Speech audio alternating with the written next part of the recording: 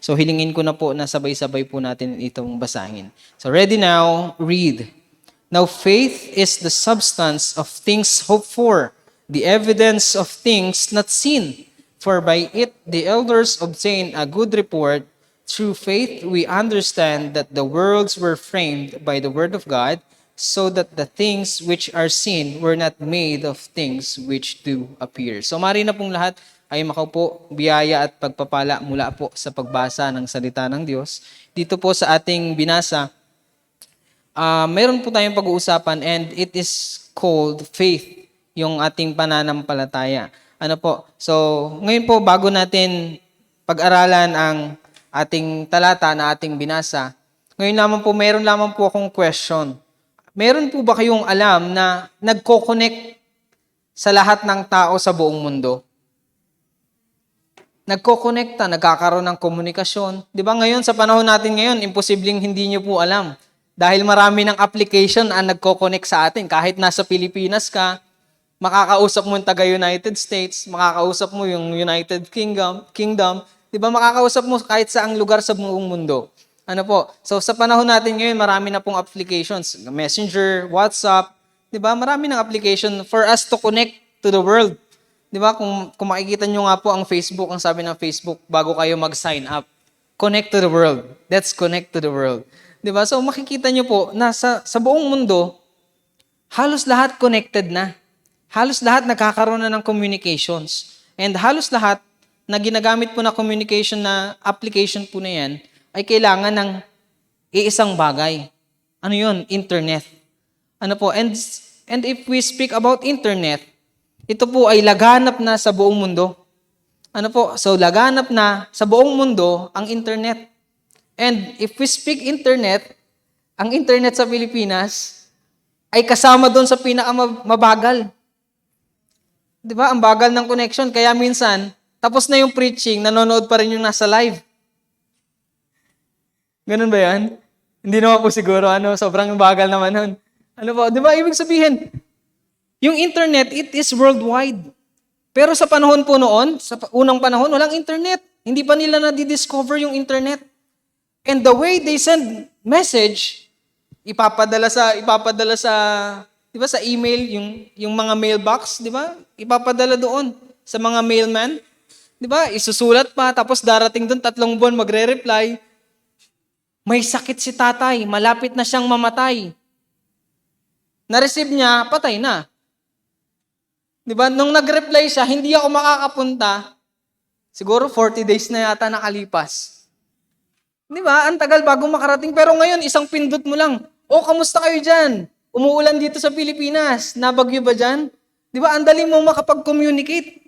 Di ba? Pero sa panahon noon, napakahirap. Di ba? So ano pong makikita natin? Dito po sa atin, dito sa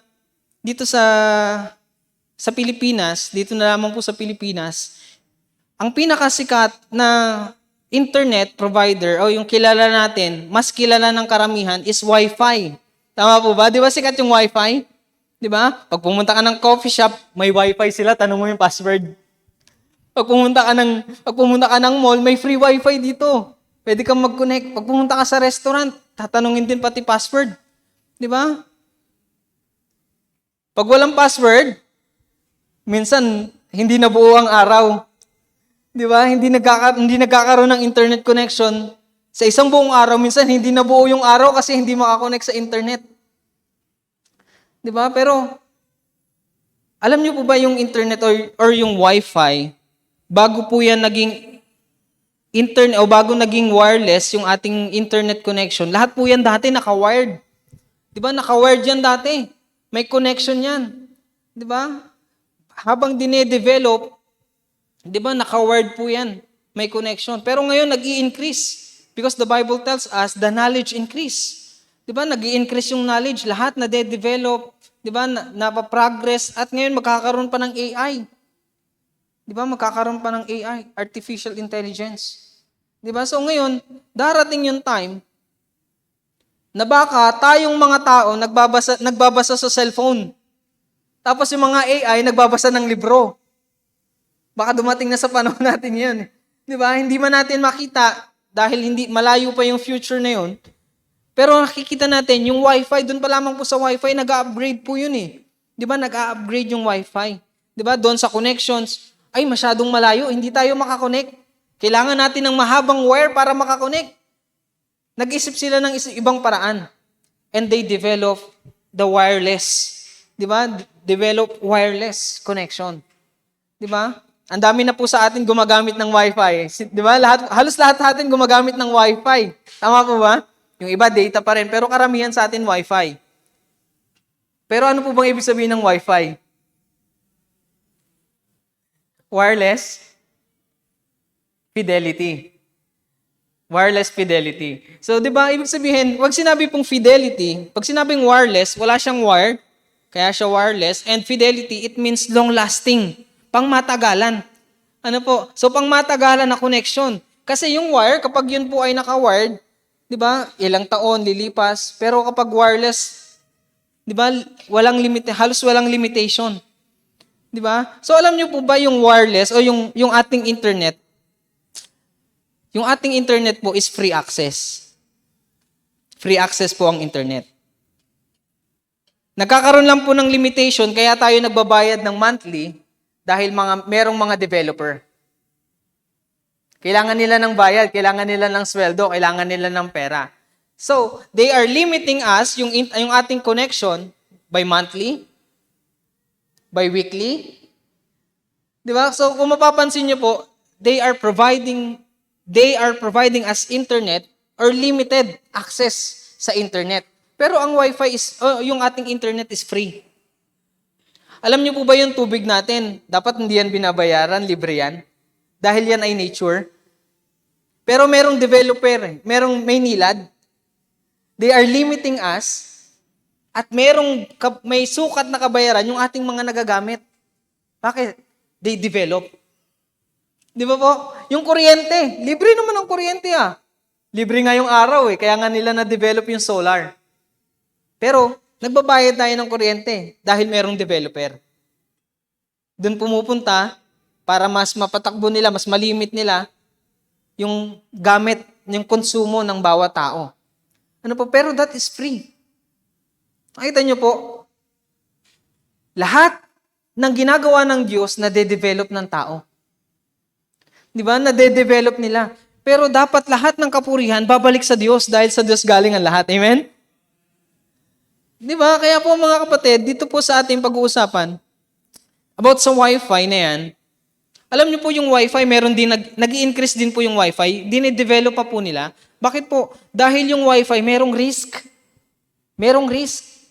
Kapag kayo po ay nag-connect sa Wi-Fi, merong mga hackers. Makukuha yung informations natin, di ba? Makukuha lahat ng contacts natin. Alam niyo po, kung mapapansin niyo po, karamihan sa inyo, kung kayo po ay nagpapalit ng password, kung kayo po ay familiar lagi dun sa hinahide nyo yung password para hindi makita ng kapitbahay. Di ba? Kung kayo ay familiar sa inyong mga Wi-Fi routers, meron po kayo makikita dun na WEP, WPA, WPA2, and ngayon WPA3. They are upgrading. Dahil kapag hindi po sila nag-upgrade, mas madali, vulnerable po sa hack kapag hindi sila nag-upgrade. So they are upgrading their security hanggang sa hindi na ma-hack ng mga hackers. Di ba? Kung mapapansin po ninyo, maraming hacker ngayon. Facebook natin, nahahack. Yung ating mga GCash, nahahack. Yung ating mga bank accounts, nahahack.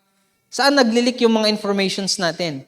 Di ba? May tatawag pa sa'yo. Ikaw po ay nanalo ng 100 million. Di ba? Ay, Pastor G, marami na. Bilyonaryo na kami ni Pastor G, marami nagte-text sa amin Di ba? Yung mga hackers po na yan, they are getting those information kung saan tayo connected. Kaya dapat sa ating buhay o sa ating mga ginagawa, we need to be secured sa ating connections. Ano po? So hindi lang basta tayo pindot ng pindot. Connect lang tayo ng connect. Kadalasan po dyan, ang mababang security ng Wi-Fi ay nasa public. Kaya pag nag-click kayo ng public Wi-Fi, magko-connect kahit yung informations ninyo. Ano po? So ngayon sa atin, pinaprocess po nila yung free Wi-Fi. Free public Wi-Fi. Ano po, kahit saan, meron ng wifi, makikita ninyo. Di ba? Kaya lahat ng tao nakayoko. Naglalakad nakayoko. Di ba? Kasi magkakaroon ng free wifi. Free public wifi sa lahat. Ano po, kaya kailangan natin ma-secure yung ating connection. 'Di ba? Dahil mahalaga yung ating mga informations, mahalaga yung ating mga personal, nandun yung ating mga personal belongings, yung mga personal accounts natin, nandoon. 'Di ba? Kaya napakahalaga sa ating buhay. Our title for this morning is Secured Connection. Our title for this morning is Secured Connection. How secured is our connection? Gaano bang kasigurado yung ating connection? Ano po, how secured is our connection? Meron lamang po tayong tatlong bagay na ating pag-uusapan this morning. At dito na rin po natin kukunin sa ating text na binasa. At tatlong bagay po na ito is, number one, now faith is the substance of things hoped for, the evidence of things not seen. We must have a secured connection even things are not clearly seen. Di ba naniniwala tayo, meron tayong wifi. Di ba? Naniniwala tayo, makaka-access tayo sa YouTube. Di ba? Makaka-access tayo ng Facebook, makaka-access tayo ng iba't ibang apps, iba't ibang website kapag tayo ay connected sa wifi. Di ba? Pero minsan nagtataka tayo. Bakit ganun? Hindi ako makapagbukas ng YouTube pero connected naman ako sa wifi, ba't walang internet? Di ba? I-check natin yung router, check natin lahat ng mga nakasaksak. Parang kahapon yata o nung Friday, namumroblema sila sa wifi, walang wifi. Di ba? So minsan namumroblema tayo. Di ba? Pero kapag tayo ay connected sa wifi, wala tayong gaanong pinoproblema, wala tayong gaanong iniisip. Dahil alam natin, we have all the access sa website, sa internet. Ano po, kahit saan puntahan natin, napupuntahan natin. Di ba? So, maliban lamang po sa data. Kapag kayo po ay nagpa-load sa data, may magte-text sa inyo, only 50 MB left. Di ba? So, pero po kapag kayo ay connected sa Wi-Fi, wala na kayong gaanong iisipin. Monthly na lang ang inyong babayaran. Di ba? So, pero you are still connected. You are secured for a month. Di ba? Pero kapag hindi ka nagbayad ng Wi-Fi, puputulin. Hindi ka na secured. Di ba? So, habang meron kang Wi-Fi connection, you feel secured. Di ba? Kaya kong magtrabaho, 'di ba? Kaya kong mag-download, kaya kong mag-upload dahil meron akong internet, meron akong connection for a month. 'Di ba? Kapag meron tayong data, kapag nagde-data for 3 days. 'Di ba? Alam niyo po ngayon, napansin ko ngayon kasi lumabas po ako, wala akong wifi. Nagpa-load ako ng data. Ngayon, ang tataas na ng gig na binibigay nila. Biruin mo, bigyan ka ng 50 gig for 3 days. 50 pesos lang. Di ba? Maiinganyo ka. Kasi internet is free. Free lang po yun. Nililimit nila dahil sila ay yung developer. Kailangan nila ng bayad. Kasi sila yung nagde-develop. Kailangan nila ng talent fee. Ang taas na ng binibigay nila. Pero dati, ang binibigay nila 1 gig, 2 gig. Di ba? Tapos yung 1 gig, 2 gig, hindi mo naman mauubos kung mag-YouTube ka lang. Diba? Pero kapag dating ng Wi-Fi, diba? Lalo na yung Gomo SIM, diba? Ang haba ng kanilang at ang tataas ng gig na kanilang ibinibigay. So if you are loaded for 1 month, secured ka. For 1 month, wala ka ng ibang iisipin. Makakapag-upload ka, makakapagtrabaho ka for 1 month na wala kang ibang iniisip. Isipin mo na lang, magbabayad ka this day. Ano po, pagkatapos ng yung due date. Ano po? So kapag nagpa-load ka ng 3 days, hanggang 3 days din yung security. 'Di ba? Pero if we say that we are secured, 'di ba? How secured are we in our spiritual life? Ng mga bagay na hindi nakikita. And what is that? That is faith. Yung pananampalataya, naniniwala ka na pupunta ka sa langit dahil sinabi ng Diyos. Amen? Anong ebidensya natin? Ang salita ng Diyos.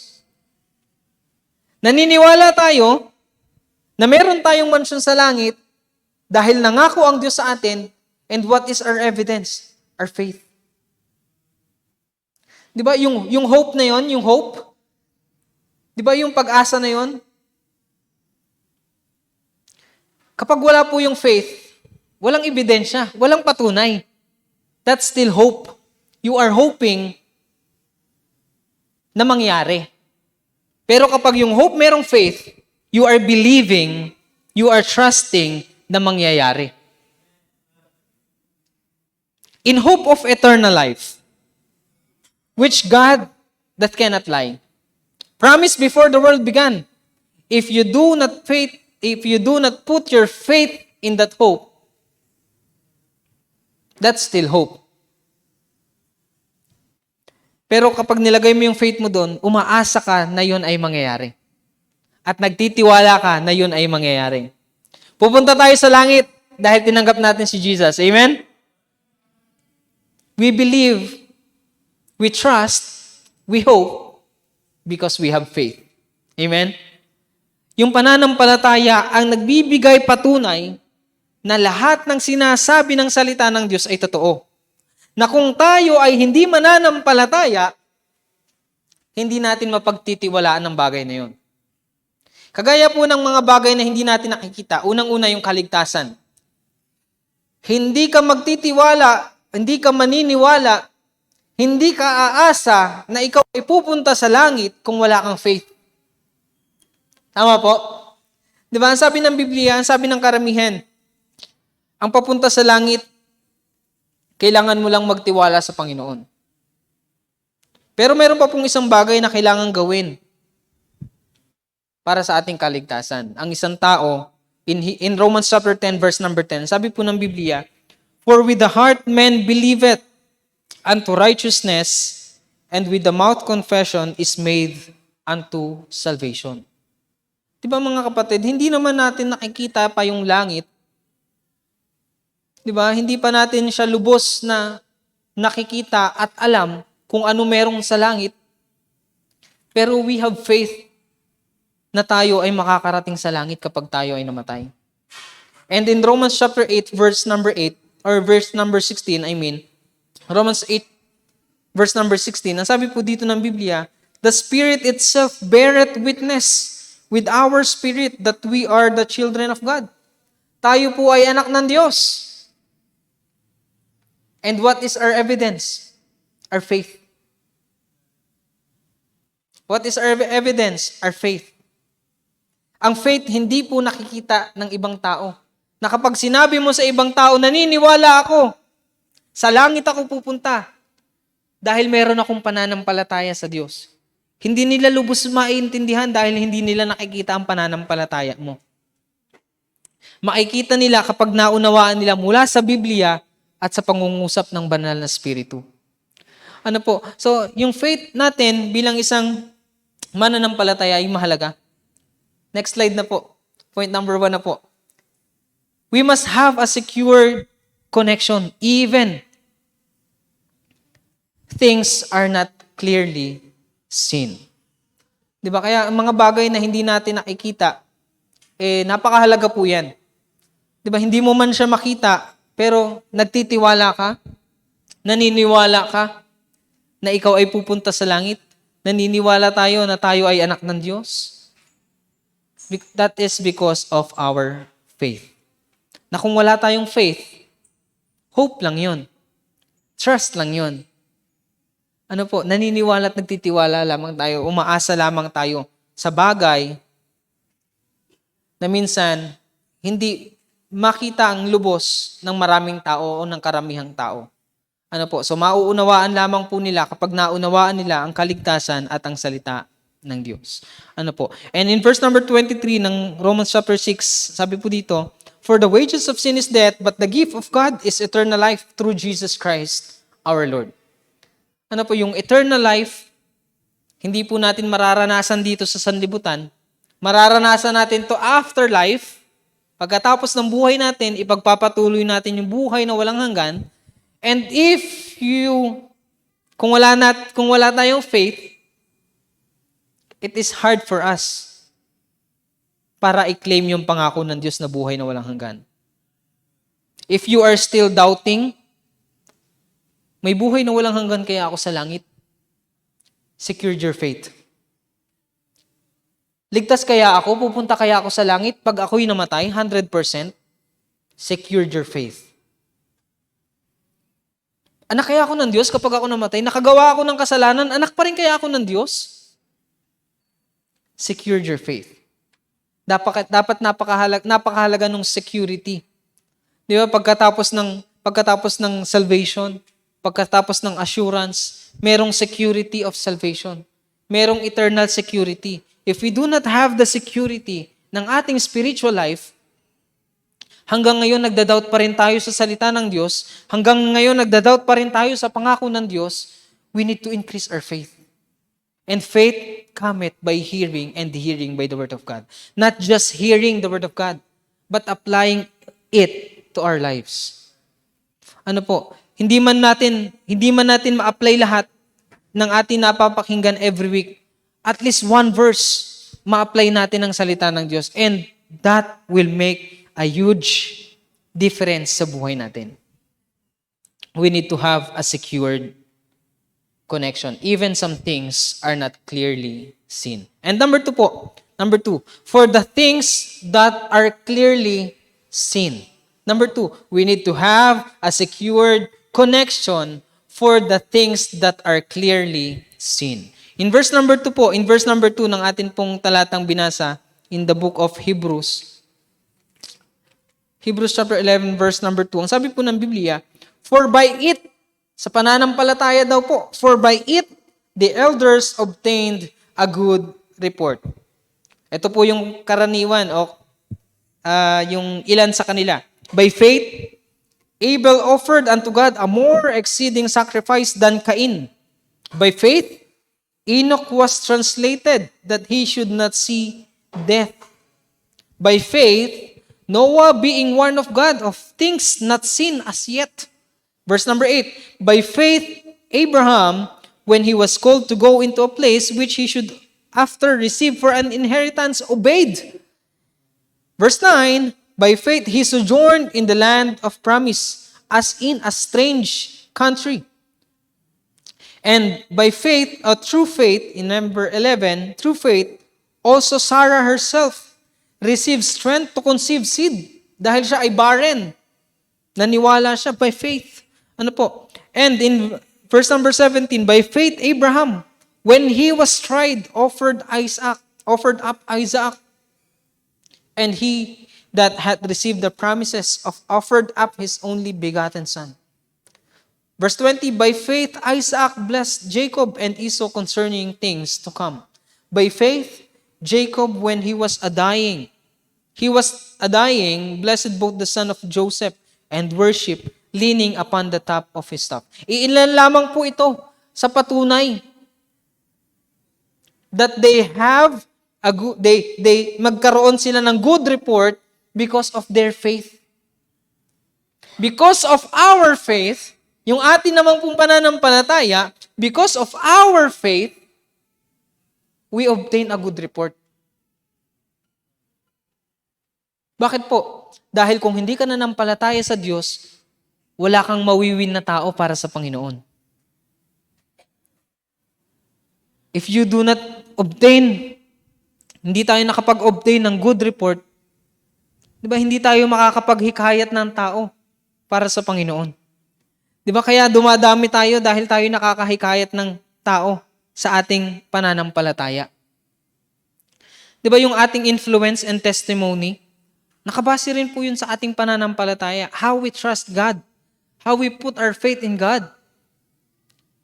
Ano po, nakabase doon yung ating testimony. And by it, by our faith or by their faith, nakita yun sa kanilang paggawa. Ano po, it is always by faith. Hindi man natin nakikita yung faith, pero nakikita natin sa ating kapwa yung kanilang pananampalataya and nasasabi natin na sila po ay nagtatapat at naglilingkod sa Panginoon. Di ba? Meron po dito sa atin, simula Las Piñas hanggang dito, naglalakad para lang makapagsamba sa Diyos. Opo. At nakikita natin yung kanyang pananampalataya sa Diyos. Tama po? Meron din po sa atin dito. Simula nung itinayo ang church na ito, faithfully, umaattend ng church, nadalo ng service hanggang ngayon. Kahit may edad na dumadalo sa pananambahan, nakikita natin sa magitan ng kanilang ginagawa yung kanilang pananampalataya. Amen? By our faith, nakikita ng ating kapwa yung ating pananampalataya. Because faithfulness, hindi po natin masasabi sa ating mga sarili. As Christianity, being a Christian, hindi natin pwedeng sabihin, hindi ko masasabi sa aking sarili na ako'y Kristiyano. Hindi ko masasabi sa aking sarili na ako'y Kristiyano. Dahil ang makakapagsabi nito, yung mga taong nakakakita sa aking ginagawa. We are called Christian because we are following Christ. Pero within ourselves, alam natin, meron tayong pagkukulang sa Diyos. Am I worthy to call myself as a Christian? Am I worthy? Karapat dapat ba akong tawagin ko ang aking sarili na ako'y faithful? Na kung alam ko sa aking sarili, sa dulo ng aking puso, meron akong kasalanan? Na hanggang ngayon, tinatago ko pa rin? Am I worthy to call myself faithful and Christian? Ang makakapagsabi po sa atin na tayo ay Kristiyano, walang iba kundi yung mga taong nakakasalamuhan natin at yung nakakakita sa atin. We may call ourselves believers. Pwede natin tawagin sarili natin, ako'y mananampalataya. Pero bilang isang Kristiyano, marami akong pagkukulang sa Diyos. Kahit sa atin, sino man sa atin, meron tayo at may mga pagkukulang tayo sa Diyos. At makakapagsabi lamang na tayo'y Kristiyano, yung mga nakakasalamuha at nakakatingin, nakakakita ng ating mga ginagawa. As long as the faithfulness. Ang faithfulness po, hindi po yan nasusukat kung ilang taong ka na sa church. Ay, faithful na si brother, simula noon hanggang ngayon, naglilingkod pa rin. Diba? Ang faithful ni brother hanggang ngayon, dati nagsasong leader, ngayon nag-MC na, ngayon nagpipreach na, hindi po doon nasusukat ng faithfulness. Ang makakapagsabi na tayo po, at magsusukat ng ating pananampalataya, is the author. Who is the author? Looking unto Jesus, the author and the finisher of our faith. Dahil pagdating po natin sa langit, siya lamang po ang magsasabi sa atin, well done, thou good and faithful servant. He alone can call us and worthy to call us faithful. Siya lamang po ang natatanging karapat-dapat at magsasabi sa atin na tayo ay tapat. Pag pinapasok niya na tayo sa kanyang kaharian. Well done, thou good and faithful servant. Pero as long as nandito tayo sa sanlibutan, pwede tayong madaya. Pwede tayong mahak ng kaaway. We are in risk ng hackers. Diba? Ano pong sabi ng Biblia? Maraming mandaraya sa sanlibutan na kung hindi ka magtatapat, hindi mo isi-secure ang iyong pananampalataya sa pakikinig ng salita ng Diyos, hindi mo isi-secure ang iyong pananampalataya sa pananambahan, kung hindi ka maka-attend ng Wednesday prayer meeting, hindi ka maka-attend ng every services, how can you secure? How can we secure our faith? How can we secure our connection with God? Diba mga kapatid? We are in risk ng mga hackers ng sanlibutan. Maraming mandaraya sa sanlibutan. Diba? Dadayain ka, bubulagin ka sa iba't ibang opportunity. Diba? Bubulagos. Ano po, kaya minsan wag tayong maabala, wag tayong mabagabag dahil paulit-ulit. Baka dahil hindi tayo nagbabago. Diba? Bakit paulit-ulit natin kinokonek yung wifi natin kahit ayaw nang kumonek? Dahil alam natin may load pa tayo eh. May load pa tayo, pa tayo kumonek? Diba? Nag-airplane mode, tapos ino-on ulit. May load pa ako eh, ba't tayo umunik? Anong problema, kapatid? Diba? May problema sa ating connection sa Diyos. Ano po? Bakit ganito yung buhay ko? Bakit parang hindi ako nabibless? Bakit parang na-OP ako sa church? Bakit parang nanlalamig ako sa pananampalataya? Ba't parang ayoko mag-church? Ayoko magbasa ng Bible? Ayoko makinig ng salita ng Diyos? How secured it is our connection? Ang sabi ng Biblia, if you are connected to the world, you are disconnected to God. And if you are connected to God, you are disconnected to the world. Iisang connection lamang yung papasok. Kapag kayo po ay nagbukas ng Wi-Fi at binuksan nyo yung data, isa lamang po doon ang magkoconnect. Pag binuksan mo yung data at may load ka, kukonek ka sa data. Pag binuksan mo yung Wi-Fi, kukonek ka sa Wi-Fi. Pero kapag binuksan mo yung dalawa, isa lang doon yung magkoconnect. And saan tayo nakakonect? Are we connected to the world? O are we still connected to God? Pastor, dalawa po yung nakabukas sa akin. I am connected to the world and I am connected to God. But how strong is our connection? Opo, dalawa yung nakabukas sa atin. Marami sa atin. Dalawa yung nakabukas. Pastor, we need to still be connected to the world para maabot natin sila. Yes po. Pero how strong is your connection sa sanlibutan and how strong your connection sa salita ng Diyos? Dapat mas malakas mas strong yung connection natin sa Panginoon kaysa sa sanlibutan. Dahil God is our main source. Walang limited. Ang Diyos hindi siya developer. Siya yung creator. Hindi siya developer. Siya yung creator. And we must be connected to the source, to the main source ng ating buhay. Even our life. Ano po, kapag hinugot na ng Diyos, yung dugtong sa ating buhay, anytime pwede tayong mamatay. Kapag oras na natin, oras na natin. Because He is the main source ng ating buhay. We must be connected to God for those things that are clearly seen. Diba? Ang dami ng mga bagay na pinagpapala tayo ng Diyos. Dati, unang dalo ko dito, naka-t-shirt lang ako. Nakamaong ako na elephant. Diba? Yung iba, long hair. Yung iba, lasing pa, may hangover pa dumalo sa church. Diba? Yung iba, naninigarilyo pa. Yung iba, nagmumura pa. Pero ngayon, ano nangyari? Parang nagbago na kayong lahat. Parang nagbago na tayong lahat. Because of our faith.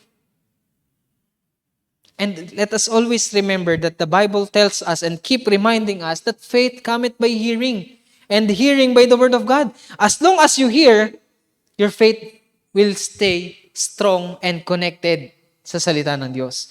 If you are not hearing and you are not considering hearing the word of God, mas madali sa ating ma-disconnect sa gawain ng Panginoon. Mas madaling dumisconnect sa gawain ng Panginoon. Dahil hindi natin sineseryoso at ninanamnam yung bawat salita ng Diyos na ating napapakinggan at hindi natin nagagamit sa ating buhay. That's why madaling ma-disconnect yung ating buhay. 'Di ba? Yung i-connect mo lang yung wifi mo pero hindi ka secured, meron pa ring mga risk na ikaw ay madaling matangay ng sanlibutan. Number 3 po, or last point na po. Last point. Verse number 3.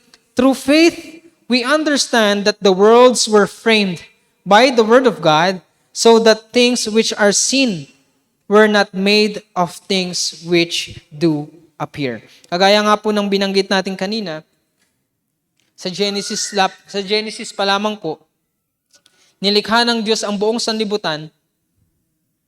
It is all nature. Nade-develop lamang po ng tao. Ano po? Pero the main source is God. Yun ang kailangan nating ilagay sa ating mga isipang palagi. Na ang tanging bagay o ang tanging source ng ating buhay, lahat ng bagay sa sanlibutan ito ay ang Diyos. Ano po? For by Him and for Him, lahat ng bagay ay nilikha ng Diyos. Hindi mo makikita ang lahat ng bagay na ito kung hindi naglikha ang Diyos. Ano po? So, ang nangyayari sa atin po dito sa sanlibutan, we are serving, we are worshiping, we are praising the creation more than the Creator. Di ba? Yun po ang reminder ng Biblia. Ang tao, pinipraise, pinupuri, wini-worship, yung mga nilikha. Di ba? Ngayon, marami sa atin, mga high-tech na, mga high-tech. Di ba? Ang gaganda ng ating mga gadgets, ang gaganda ng ating mga technology, and hindi po yun masama.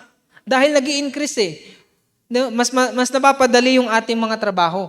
Pero ang nangyayari sa sanlibutan, they are worshiping the creation more than the Creator. 'Di ba? Yung Apple, Di ba? Ang ganda ng apple ngayon, no? Pero may kagat. Mas maganda sana kung walang kagat eh. Di ba? So, marami silang mga nilalabas and they are always upgrading. 'Di ba? They are always upgrading. Dahil po makikita na sila yung umaangat. 'Di ba? Mas umaangat sila sa industriya. Ganon din sa atin. 'Di ba? Minsan nakikita natin na merong binabago ang Diyos, merong 'di ba? Dati uma-attend ka lang, ngayon nagso-song leader ka na, ngayon nag-MC ka na. Hindi tayo nag-aangat sa ating sarili. Inaangat tayo ng Diyos. At sa ating pag-angat, nauunawaan natin yung mga bagay-bagay. Na habang tumatagal tayo sa gawain ng Panginoon, nauunawaan natin mga bagay na hindi natin maunawaan noon. 'Di ba? Bakit kaya sila dumadalo sa church? Bakit kaya every Sunday dumadalo sila sa church, walang miss? Hindi nagmi-miss ng Sunday. Hindi nagmi-miss ng Wednesday prayer meeting. Bakit kaya? Pero habang tayo tumatagal sa gawain ng Panginoon, nauunawaan natin na mga bagay ay laging mula sa Diyos at para sa Diyos. Alam niyo po ba, yung ating faith, meron po yung, last verse na po in Romans chapter 1 verse number 17. Last verse na po, yung ating buksan po, Romans chapter 1 verse number 17. Yung ating pong pananampalataya, doon po nakabase ang Diyos para makita natin yung kanyang ipinapakita sa atin. Hindi natin makikita yung ipinapakita ng Diyos kung wala tayong faith. Kung hindi natin maabot yung faith na tinutukoy ng Diyos. Lagi natin pong naririnig, meron 3 klaseng faith. Faithless, lack of faith, and the faithful. Yung great faith. So yung lack of, yung faithless, it is considered as unbeliever. Yun po ang sabi ng Biblia. Ye son of vipers. Di ba? Ye hypocrites. This generation is faithless generation. Yun po ay mga hindi mananampalataya. Hindi nananampalataya. Yung lack of faith, mananampalataya po ito. Pero kulang yung pananampalataya. Pero yung great faith, ito po yung faith na gustong makita sa atin ng Diyos. Gustong makita sa atin ng Diyos. Di ba ang sabi ng Diyos dun sa mga disipulo? Why are you of little faith? Kasama niyo ako dito sa barko, natutulog lang ako. Kaya kong pakalmahin ang bagyo. Di ba? Kaya kong pakalmahin ang bagyo. Kaya nga sabi ng mga disciple, Lord, increase our faith. Even the disciples said, sinabi nila sa Panginoon, Lord, increase our faith. Dapat lalo tayo. Sila kasama nila ang Diyos. Pero tayo hindi natin nakikita ang Diyos. And we must say that thing. Lord, increase our faith. Bakit po? Dahil ang sabi po ng Romans chapter 1 verse number 17, for therein is the righteousness of God revealed from faith to faith, as it is written, the just shall live by faith. Yung katuwiran ng Diyos, inire-reveal niya ito by faith. At makikita din po natin yun by faith. That's why meron tayong mga bagay na hindi natin lubos maunawaan at makita dahil we are lack of faith. Dahil kulang yung pananampalataya natin. Kung nandito ang pananampalataya, dito ibinigay ng Diyos, at nandito yung ating pananampalataya, hindi natin lubos maunawaan. Pero if we ask for God, Lord, increase our faith, pag tumapat yan doon sa pananampalataya, ang sabi ng Diyos, sa Evangelista Street tayo magkita. Pero hindi ka sa Evangelista Street dumaan, hindi kayo magtatagpo ng Diyos. That's why sabi niya, dito ko ibinigay, dapat dito mo mauunawaan ng lubos. Pero kapag hindi natin maunawaan, maybe we are lack of faith. That's why kailangan natin ma-secure yung ating faith sa Panginoon. Lord, increase our faith. Para makita kung lubos ang gusto nyo sa buhay namin.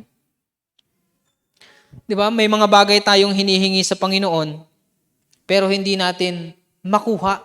Hindi natin makamtan. Bakit kaya? Di ba? Lord, tulungan niyo po kami na maunawaan namin kung ano yung mga bagay na gusto niyong ipakita sa amin. Increase our faith. Di ba? Kagaya ng wifi, nag-i-increase sila, nag-upgrade sila. Ganon din yung faith natin. Kailangan nag-upgrade yung faith natin. Hindi lamang yung kung paano tayo tumanggap sa Panginoon, hindi lamang doon hanggang sa huli. dapat nag-i-increase din po yung pananampalataya natin. Dapat, habang nag-i-increase yung ating buhay, nag-i-increase yung problema, nag-i-increase yung pagsubok, pero yung faith natin nandun pa rin sa baba, we are not growing. Hindi tayo lalago. Hindi natin ma-overcome kung tayo hindi nag-i-increase yung faith. Kailangan, habang nag-i-increase yung problema, yung pagsubok, yung trial sa buhay natin, nag-i-increase din yung faith natin. And that is when we know that we are growing sa Panginoon. Ano po? So, sabi po dyan, on the last slide, let's stay connected. On the last slide po, let's stay connected. Ano po, if my words abide in you, sabi po dyan in John chapter 15, diba? If my words abide in you, or if you abide in me, and my words abide in you, you shall ask what you will, and it shall be done unto you. Pero yun po, all access. Ang sabi niya, manatili ka sa akin, at ang aking salita ay mananatili sa iyo, lahat ng mga bagay na hihingin mo ay pagkakaloob ko sa iyo. All access. Walang limitation. If we have faith in God. So let's stay connected with God. Let's pray po.